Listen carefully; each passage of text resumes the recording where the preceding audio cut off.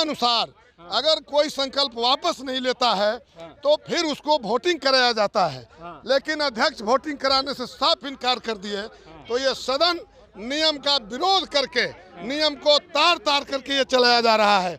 65% जो सरकार के द्वारा हम लोग महागठबंधन के सरकार में बढ़ाया गया था, उसको हाई कोर्ट ने खारिज किया। हम लोग की मांग थी कि उसको नवी अनुसूची में सरकार शामिल करने के लिए यहाँ से प्रस्ताव पास करे। इसको उन्होंने जबरदस्ती, अध्यक्ष ने जबरदस्ती कहा कि प्रस्ताव वापस लीजिए। नियम का धज्जिया उड़ाया गया, धज्जिया उड़ाया गया अध्यक्ष के द्वारा। ये लोकतंत्र की हत्या है, लोकतंत्र का गला घोटने के समान। नहीं, आज देखिए हद कर दिया विधानसभा अध्यक्ष ने। गैर सरकारी संकल्प होता है, उसमें प्रस्ताव वापस लेने का प्रावधान है। प्रस्ताव वापस लेने नहीं पर उसके मत विभाजन का है कि आज साफ स्पष्ट हो गया कि विधानसभा अध्यक्ष आरएसएस के दबाव में काम करते हैं और आरक्षण विरोधी लोग हैं, भाजपा के लोग। तो हम लोग जनता के बीच में बताएंगे कि भारतीय जनता पार्टी और जदयू ये आरक्षण को मनोरंजन का साधन बना लिए हैं। ये जब चाहते हैं तब उठाते हैं और जब चाहते हैं तो सुप्रीम कोर्ट में जाकर के विरोध करते जातीय आधारित गणना का। नमस्कार, आप लाइव सीरीज देख रहे हैं, आपके साथ मैं हूं वसीम खान। देखिए, विपक्ष के तमाम विधायक सदन के बाहर निकल चुके हैं। तानाशाही बंद करो का नारा लग रहा है। बाहर क्यों निकल गए सदन से बाहर? देखिए, बिल्कुल तानाशाही तरीका से सदन चलाया जा रहा है और आरक्षण को नई अनुसूची में शामिल करने संबंधी माननीय विधायक अजीत जी का, भाकपा माले का नेता है, उनका एक संकल्प था और अध्यक्ष ने कहा कि संकल्प वापस लीजिए और हमारे माननीय सदस्य ने कहा कि हम इसको वापस नहीं लेंगे, वोटिंग कराइए। तो नियमानुसार अगर कोई संकल्प वापस नहीं लेता है तो फिर उसको वोटिंग कराया जाता है।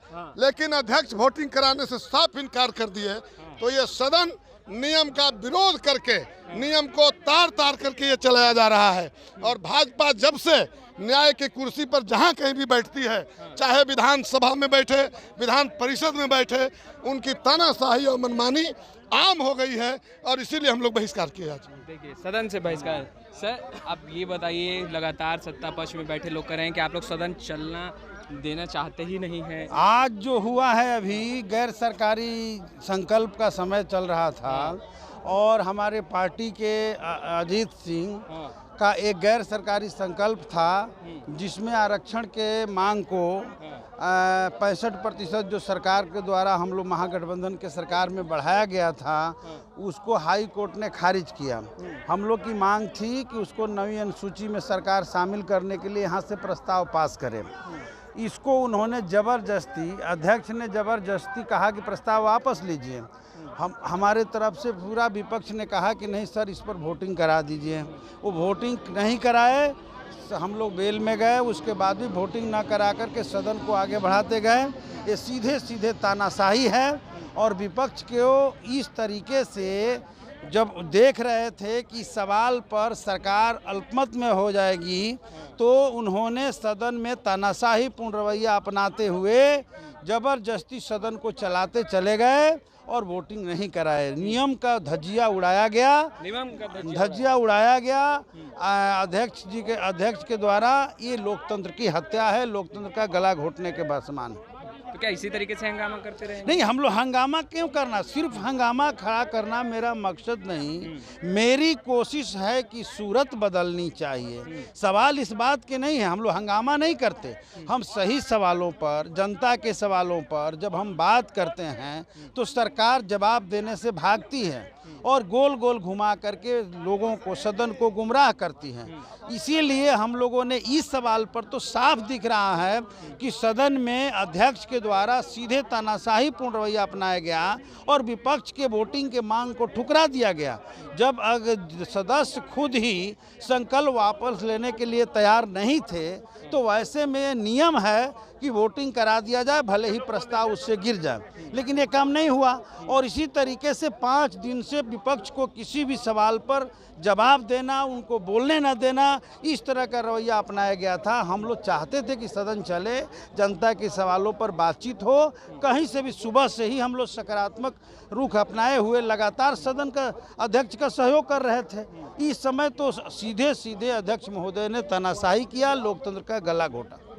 क्या लग रहा है कि विपक्ष की बातें सदन के अंदर सुनी नहीं जा रही है? नहीं, आज देखिए हद कर दिया विधानसभा अध्यक्ष ने। गैर सरकारी संकल्प होता है, उसमें प्रस्ताव वापस लेने का प्रावधान है। प्रस्ताव वापस लेने नहीं, पर उसके मत विभाजन का है कि उसमें मत के जरिए प्रस्ताव स्वीकृत अस्वीकृत करने का प्रावधान है।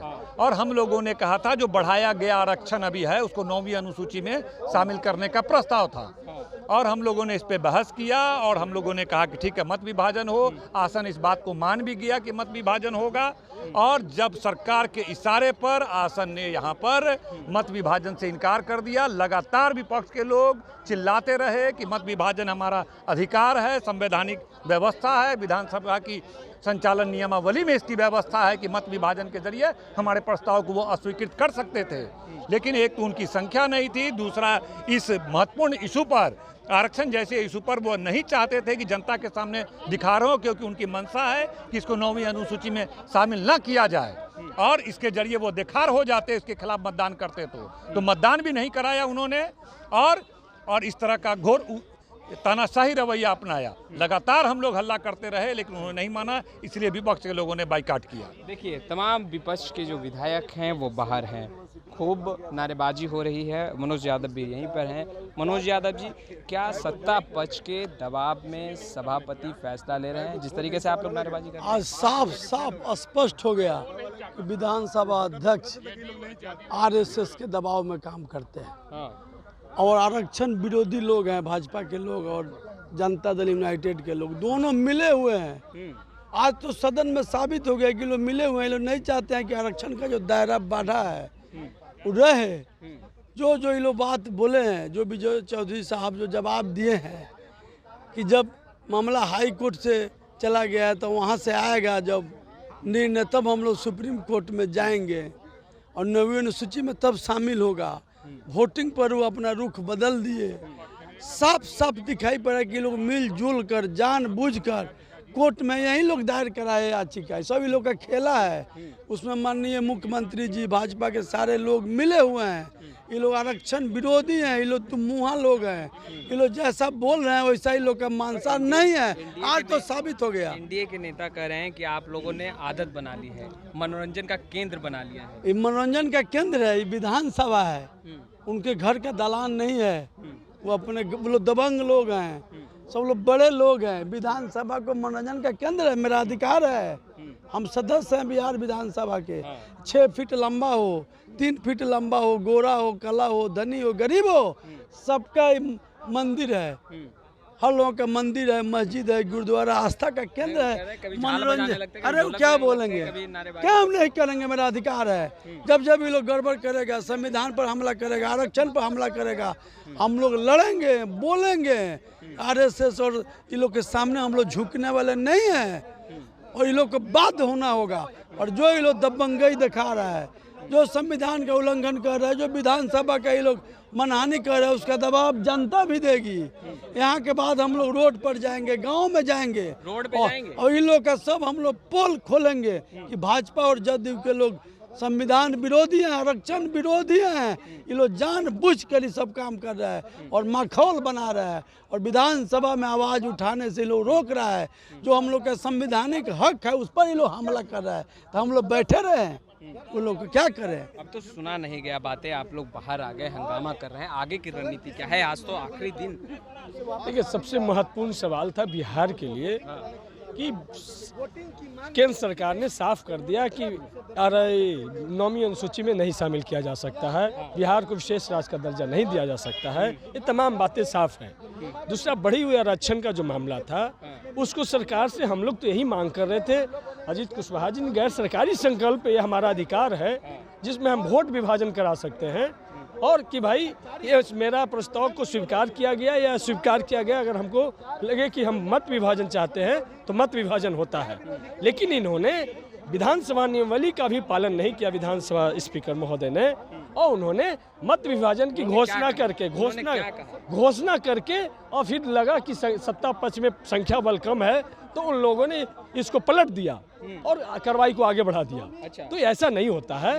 वो हम लोग का सिंपल सा मांग था कि जब हाई कोर्ट ने उसको ख़त्म कर दिया कि आरक्षण के दायरा नहीं बढ़ा सकते हैं, लेकिन केंद्र हम लोग सर्वसम्मति से इस प्रस्ताव को पास किए थे, मंत्रिमंडल ने पास किया था, लागू हुआ था। तो यदि केंद्र सरकार 9वीं अनुसूची में उसको शामिल करती है तो हाई कोर्ट और सुप्रीम कोर्ट उस पर कुछ नहीं कर पाएगी। सिंपल सा सवाल था कि आज सर्वसम्मति से पास करा करके क्या सरकार इसको 9वीं अनुसूची में शामिल कराना चाहती है, ये प्रस्ताव भेजने पर विचार करती है। तो इसी पर हम लोग मत विभाजन चाहते थे, जिसको तानाशाही रवैया से गैर लोकतांत्रिक तरीके से इन्होंने कुचलने का काम किया। आखिरी दिन है, फिर आगे की रणनीति साफ है कि ठीक है, सदन में तानाशाही कर सकते हैं, हम लोग जनता के पास में जाएंगे और इनके कारगुजारी को हम लोग जनता के बीच में बताएंगे कि भारतीय जनता पार्टी और जदयू ये आरक्षण को मनोरंजन का साधन बना लिए हैं। ये जब चाहते हैं तब उठाते हैं और जब चाहते हैं तो सुप्रीम कोर्ट में जाकर के विरोध करते, जातीय आधारित गणना का हाई कोर्ट में जाकर के ख़त्म करवाने का काम करते हैं। तो ये बिहार के लोगों को ये मदारी समझ लिए, मजाक समझ लिए हैं। ये बात हम लोग जाकर के बताएंगे। और जो बढ़ी हुआ आरक्षण की जो दायरा 65% और 10% ESW के 75%, इसको हम लोग हर हाल में 9वीं अनुसूची में शामिल करेंगे। यदि सरकार अपना पक्ष हाई कोर्ट में सही तरीके से रखती तो ये खारिज नहीं होता, क्योंकि तमिलनाडु जैसे और तमाम जैसे राज्यों में ये 50% से ज़्यादा आरक्षण लागू है, 69%। तो यदि सरकार ने अपनी गलती के वजह से ये चाहती थी कि यहाँ आरक्षण लागू नहीं हो, और सुप्रीम कोर्ट में भी देखिए उसी तरीके से विरोध करेंगे जिस तरीके से जातीय आधारित गणना के इन लोगों ने सुप्रीम कोर्ट में विरोध किया था। ये साफ जाहिर। आपने सुना तमाम विपक्षी दलों के विधायकों को। देखिए, आरक्षण पर अब सदन के बाहर गर्माहट दिख रही है। तमाम तस्वीरें लगातार हम अपडेट करते रहेंगे। आपका बहुत बहुत शुक्रिया।